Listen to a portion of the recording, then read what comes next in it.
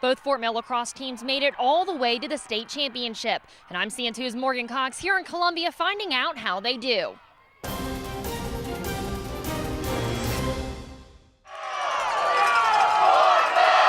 The Fort Mill Yellow Jackets woke up Saturday morning bright-eyed and bushy-tailed as both lacrosse teams got ready to hit the road to travel to Columbia for the South Carolina 5A Girls and Boys Lacrosse State Championships.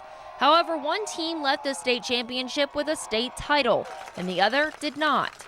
The Fort Mill boys taking on four-time state champion Wando High School. The Jackets came into the game ranked number 1, while Wando was right behind them, ranked number 2. The boys team has been to the state championship 5 times in the past, with the first win happening in 2011 against Greenville. Head coach Parker Thomas was actually part of that championship team, but he said winning as a coach was much sweeter. The kids earned it, right? It's super generic, but we have a lot of kids that have worked really hard and been in this program for a really long time, and you can't think of a better way to cap it off for those kids, for those seniors. I'm more excited for these guys, right? This one, I wouldn't trade this one for anything. It's awesome being around these kids and getting to affect these kids every day. And again, it's a great group of kids, and I wouldn't trade them for anything either. And the other win happening in 2014 against the Wando Warriors. The Warriors then defeated the Jackets in 2015 and 16. However, the Jackets were back to win it this year as the team came out on fire. The two teams battled it out to come to a tied halftime, 6-6. Trenton Wiley, Zach Terry, and Jack McGuire all scored 2 goals in the first half. Terry also scored 4 goals the second half to have 6 goals total.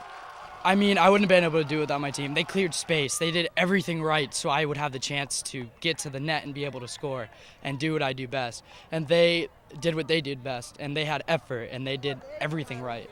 I feel amazing. Like, we deserve this. We've been working our butts off all season for this, and we weren't supposed to do this, but it happened. Wiley hit 2 more as well to have 5 goals in the game to help the Jackets win 13-8. Against the Warriors, the Jackets ended the season with a record of 15-3. It was a different story for the Fort Mill girls lacrosse team. However, unfortunately, the Lady Jackets made their second appearance at the state championship within the past 2 years and brought home an upper state runner-up trophy for the second time. The girls taking on Chapin High School, whom they haven't competed against in a few years. The Jackets were up 4-3 at halftime, but Chapin came out ready to win as the second half started, scoring the first goal to tie the game. Fort Mill's Alexa Strelick put Fort Mill ahead 5-4 for the last time, as Chapin came back and scored the next 4 straight goals to make the score 8-5 with a little over 13 minutes left in the game. The Jackets fought back, but turnovers gave Chapin the chance to run down the clock. The Jackets ended up losing 9-6.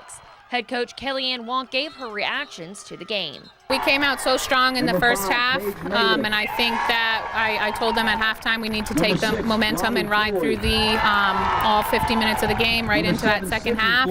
I think we fell a little short from the get-go, and that first goal that Chapin had in the first half kind of set our momentum backwards.